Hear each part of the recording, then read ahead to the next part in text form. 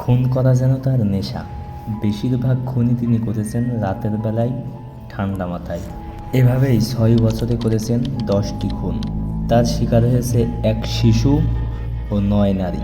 নিহতদের 5জনকে খুন করার আগে ধর্ষণও করেছেন তিনি। আত্মস্বীকৃত এই ভয়ঙ্কর খুনির নাম বাবু শেখ ওরফে আনোয়ার হোসেন ওরফে আনাস ওরফে কালো। নওগাঁর রানীনগর উপজেলায় হারিশপুর গ্রামের জাহের আলীর ছেলে বাবু শেখ। অপরাধ জগতের এক ভয়ঙ্কর চরিত্র এই বাবু শেখ।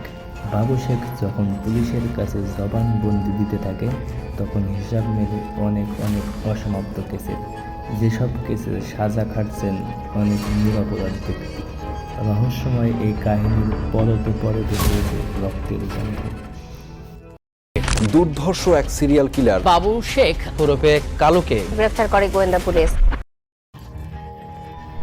সাল 2013 আগস্টের 21 তারিখে নাটোরের নলডাঙ্গা উপজেলায় বাসুদেবপুর গ্রামে রাতের অন্ধকারে গৃহবধূ রোকেয়া বেগমের ঘরে ঢোকেন অচেনা কিছু লোক।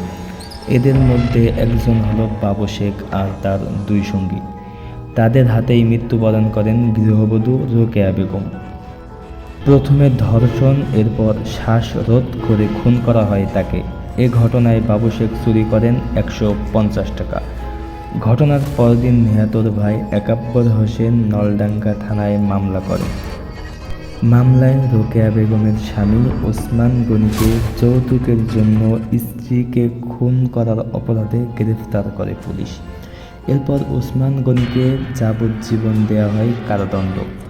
এখনও তিনি দিনের পর দিন কাটাচ্ছেন কারাগারের ভিতর, কিন্তু মূল অপরাধী বাবু শেখ রয়ে গেছেন পর্দার আড়ালে।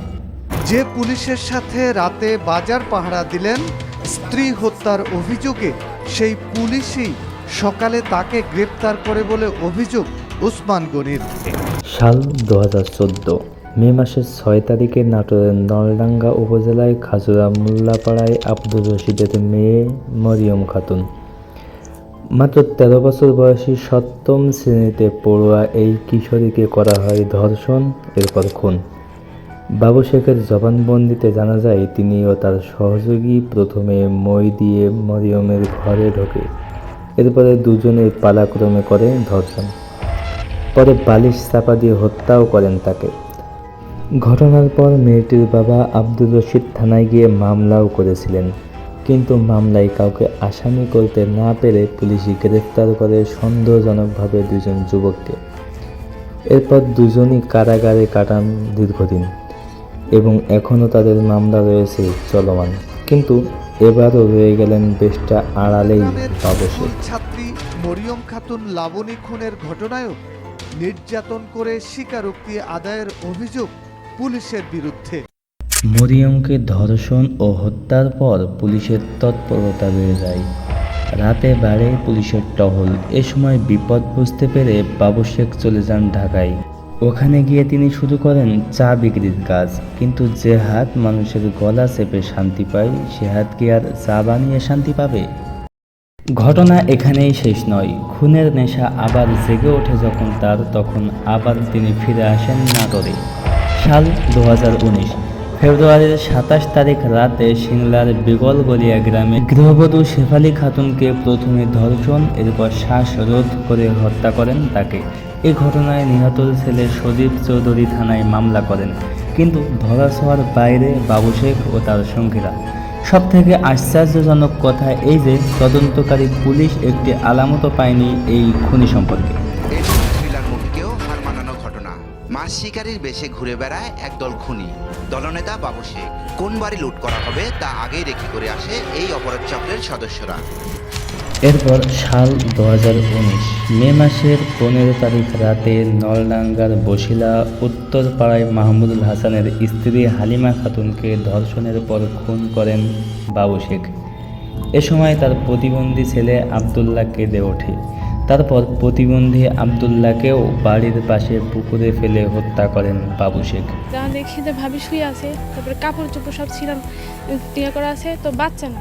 তো আমরা বললাম ভাবির গায়ে হাত দিয়ে বললাম ভাবি মানে আবদুল্লাহ কই, তো মানে ও তো কোনো কথা বলে। তারপরে আমরা মানে বাচ্চাকে আর খুঁজে পাই। এ ঘটনায় নিহত হালিমার বাবা ওমর ফারুক নিহত হালিমার দেবর মাহমুদুল আলমকে আসামি করে হত্যা মামলা দায়ের করেন। এরপর মাহমুদুল আলমকে গ্রেফতার করে নিয়ে যায় পুলিশ। পরে তিনি জুডিশিয়াল ম্যাজিস্ট্রেটের কাছে 164 ধারায় স্বীকারোক্তিমূলক জবানবন্দি দেন। তবে সব কিছুই মিথ্যা প্রমাণ করেন বাবু শেখ। নাটোরের প্রত্যন্ত অঞ্চলে 8 নারী ও শিশু হত্যাকাণ্ডের অধিকাংশ ঘটনাতেই তাদের স্বজনদের গ্রেপ্তার করে পুলিশ। শুধু গ্রেপ্তারি নয়, নির্মম নির্যাতন চালিয়ে পুলিশ স্বীকারোক্তিও আদায় করেছে বলে অভিযোগ পরিবারের। এরপর টাঙ্গাইলে এক আত্মীয়র বাসায় বেড়াতে গিয়ে সেখানে সালমা বেগোয়া নামে এক নারীকে ঘরে একা পেয়ে খুন করেন বাবু শেখ এবং এর প্রায় 2 মাস পর শিক কেটে ঘরে ঢুকে রূপভানু বেগম নামে এক মহিলাকে হত্যা করেন তিনি এবং সেখান থেকে চুরি করেন 40,000 টাকার জিনিসপত্র। এরপর সাল 2019 9 অক্টোবর রাত 2:30টার দিকে নাটোরের লালপুর উপজেলায় নারী আনসার সদস্য সাহেরা বেগমের গলার চেন চুরি করতে তার শোবার ঘরে ঢোকেন বাবু শেখ ও তার 2 সহযোগী আসাদুল ও রুবেল। প্রথমে তারা ওই নারীকে ধর্ষণ এবং পরে গলা টিপে হত্যা করেন তাকে। সবশেষে ওই নারীর গলার স্বর্ণের চেন, কানের দুল এবং একটি মোবাইল ফোন চুরি করে বাসায় ফেরার পথে 1 কিলোমিটার যাওয়ার পরে দ্বিতীয় খুনের ইচ্ছা জাগে তাদের।